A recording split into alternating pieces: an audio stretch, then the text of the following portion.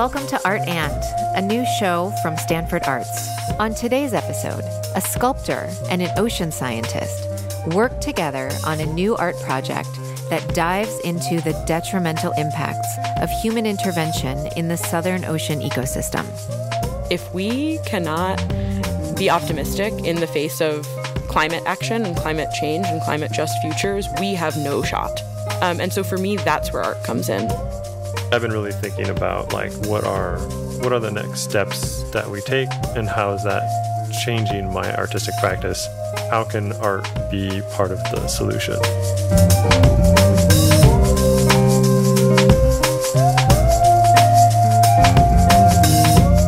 The Dorr School of Sustainability is our newest school and a hub for cutting-edge climate research.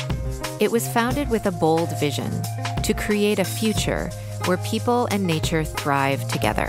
When they reached out to explore what it could look like to bring in an artist for an exciting collaboration, I knew we had a real opportunity.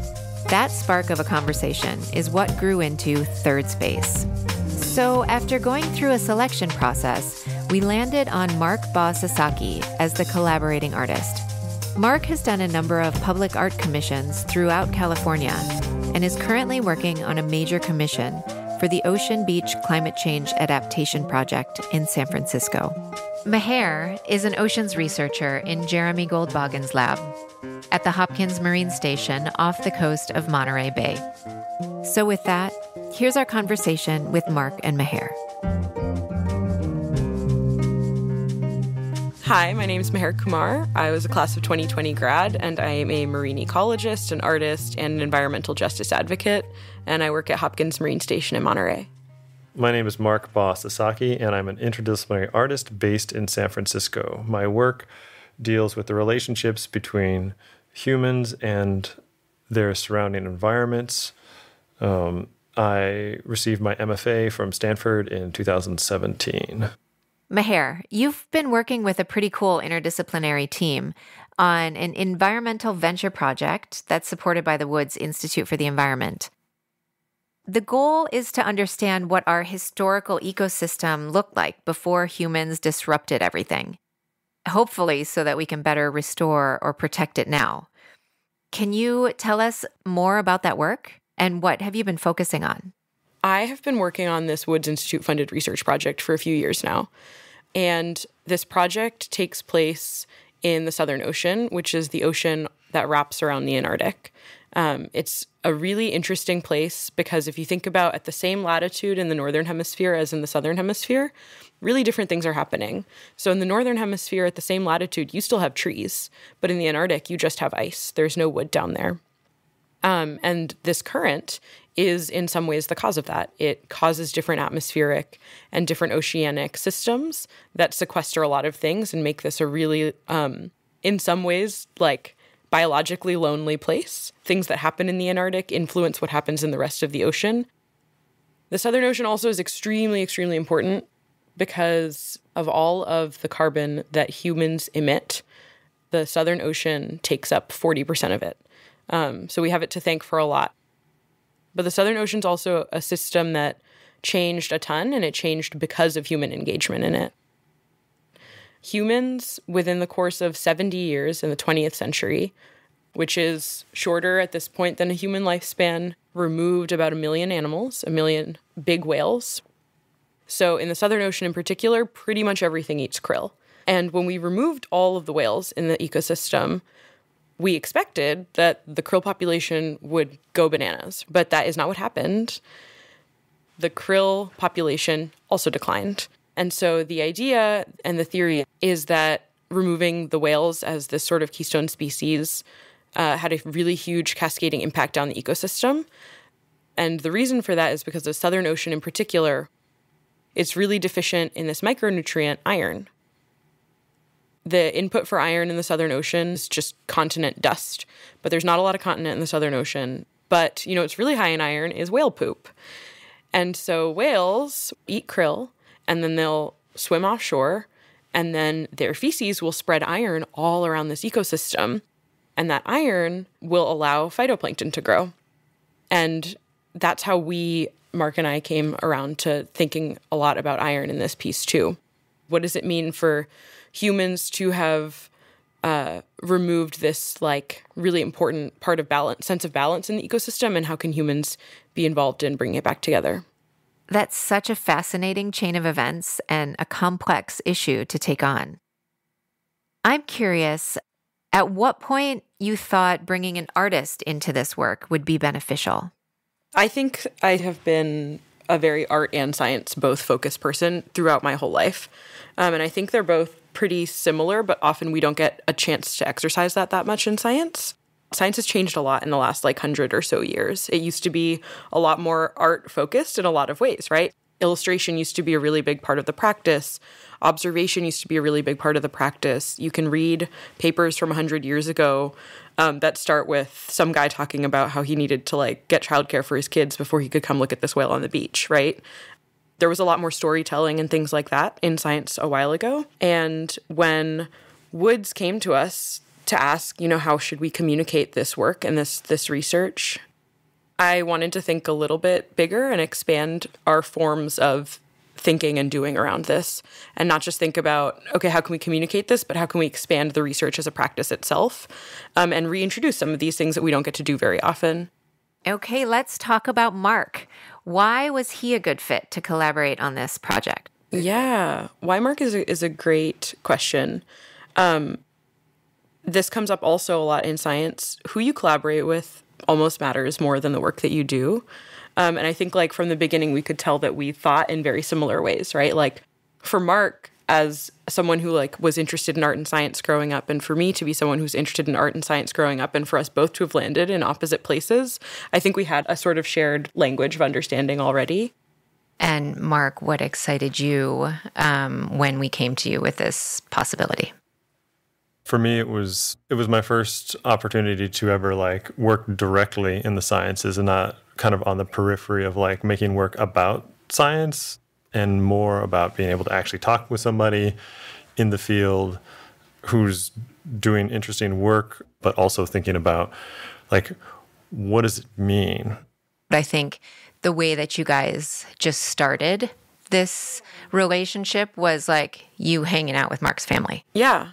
Finding collaborators is hard, particularly because finding somebody you gel with as well as personally, as well as professionally, is difficult. I've actually never done it.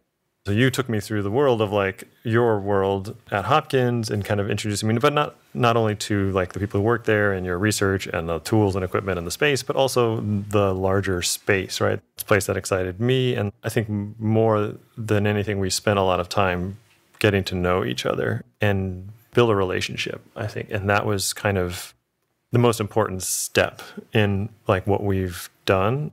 If you do science alone, you will be a very lonely and unsuccessful scientist. And that, I think, is pretty well understood. But that doesn't mean we're at all good at figuring out how to work well with each other, or who needs to collaborate or who doesn't, or how to build those relationships. What was really cool about first getting to know each other is when you do anything, yourself becomes a part of it, right? If you are going to paint or take a photo of something that you saw on a hike, you are going to see it through your own lens. I wasn't showing Mark science. I was showing him what I thought was cool about science. And when he was showing me art, he was showing me what he resonated with in art. And so in that, you aren't just learning about science and art and these two different worlds, you're learning about this other person's lens and perspective on those worlds. We also see those overlaps too, where we're oh, these are the things that both excite us, and we're coming at them from these two different modalities. And I think that you're just oh, that's very exciting to me. Yeah.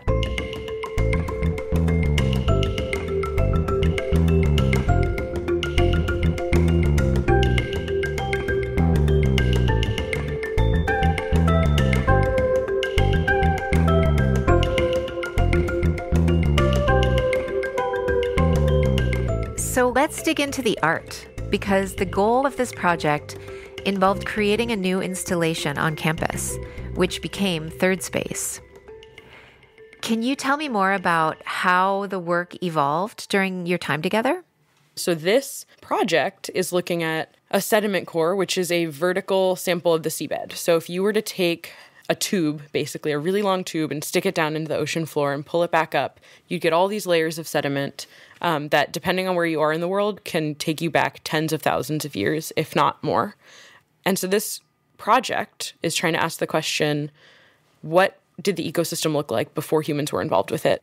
Well, there's two artworks, basically. There's an artwork that is created as a window graphic that uses the double exposure photographs that worked for us. From Hopkins. From Hopkins and Asilomar, kind of creating our own geology and kind of our own core that go up the side of the building and kind of like as a representation of both our combined perceptions of place as like a way of thinking about our collective perception of our environment, both physical and imagined. The sculptural work installation is 4 elements of these cylinders filled with iron filings that as you rotate them, the iron filings kind of cascade down through the water column, and people are encouraged to rotate them at 180 degrees to let them continue this process of settling. And as the work is interacted with, it's filled with ocean water, which is causing the iron to oxidize. It's creating a tool to record human intervention with the artwork, but also thinking about it as a metaphor for how we interact with our environment and the marks that we leave on the landscape. Yeah, so to your point about how do you distill a longitudinal, potentially decades, lifelong, whatever, collaboration into an outcome that needs to happen within 9 months, I think that the way you do that is you don't think about making a thing. You think about what is the thing that we've learned together right now, and how do you put that in a way that other people can respond to it? So as you've put this artwork out into the world, do you think it inspires people to act or feel or care more about the issue? What impact did you hope the work would have? I think about this a lot, especially as a young person, a young scientist. Like, why art? Why science? Why are we doing what we're doing? And I think that if we cannot be optimistic in the face of climate action and climate change and climate just futures, we have no shot, absolutely no shot. And so for me, that's where art comes in. I hope that it will inspire, but that's not something that I have control over. We can look at the present, we can project into the future, but we're not imagining what's going on. We're not imagining what we want to happen. We're not thinking about what do we want for ourselves and then how do we get there. I think if you have context created by science, the art strength in that context that science is not often equipped to do is to be imaginative and to think about what do we want this to look like and how do we get there. It can help me expand my thinking. It can help me expand this field that I care about and I love a lot, but also can recognize that science has places that it could use some help, and it can use some help from art. In my practice is like, there's often the sense of like, art doesn't do anything per se, like an actionable item. And so I think, for me, it's been really thinking about kind of like the urgency of the situation surrounding climate change, like what can art do, and thinking about art and ecosystem restoration as an artistic practice. For me, I've been really thinking about like what are the next steps that we take? How does that, and how is that changing my artistic practice, and thinking about both doing something like physical, or how can art be part of the solution? So I heard that during Mark's visit to Hopkins, there was a whale sighting. Can you tell me about that? Mark was coming down to Hopkins, and I was going to show him some of the station and some of the science that we do and introduce him to some of our lab members. And then I got a phone call from Mark. Yeah, so I was coming down for a week. It was our first time that I was spending a whole week down there to, be at Hopkins and kind of just see what that was all about. The next morning I woke up. If you look, there's like just right on the bay, it was seal pupping season, so there were a bunch of seals out, and fresh seals. Fresh seals, yes. It was beautiful. So I had my breakfast out there. And then Mehr and I were supposed to meet up, and so as I was going to meet up, I was kind of texting her saying like, oh yeah, I'm outside. Hey, how do I get into the building? And as I was looking out over the bay, a whale swam by. And it was I was just like, hey. And so I texted her. I was like, there's a whale. And you were like, what do you mean? Well, yeah, so people cry whale a lot at Hopkins because there's a lot of whales in Monterey. And one of my goals as a researcher there has always been like to never not be amazed when there's a whale. It happens so frequently that you'll like get a text or an email and nobody goes out there to look because everyone's so wrapped up in their own work and their analysis. And I never want that to be normal for me. So when Mark was like, there's a whale, I was like, yeah, okay, I'm coming. Obviously. And I get down there, and there's a whale very close to shore. Extremely close, much closer than I've ever seen it, to a point that I was like a little concerned, because it is shallow where this whale was. It being that shallow immediately said to me, oh, okay, I think this must be a whale that I've never seen before, a gray whale. Its migration path is from Baja all the way up to Seattle, and it stops a bunch along the way, including in Monterey. So I was like, oh, I need to go see this gray whale. And then I texted some of the folks in my lab to come down too and come see this whale, especially because it's a gray whale, and that was exciting. It was a really good moment for me to realize like there's a way that I want to interact with science, and there's a way that I know I don't want to interact with science. And I think awe and imagination, which I think has been especially important in our collaboration and is really important in art, that's the way I want to interact with science. Well, that seems like a beautiful place to end. Thank you both so much for being here today and for this conversation.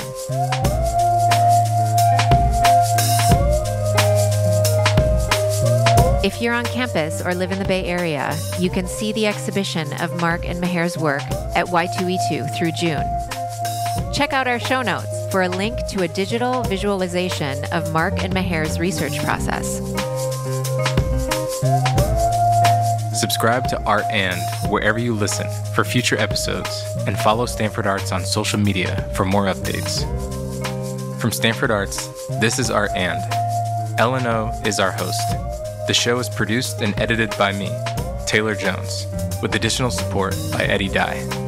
Chase Everett is our sound designer and our mixing engineer. Our theme song and music is composed by Juana Izus Kiza. Series artwork is by Connie Ko. Executive producers are Ann Shulock and Ellen O. Special thanks to Deborah Cullinan, Stanford Vice President for the Arts, and Stanford Live. Art And is recorded at Bing Concert Hall.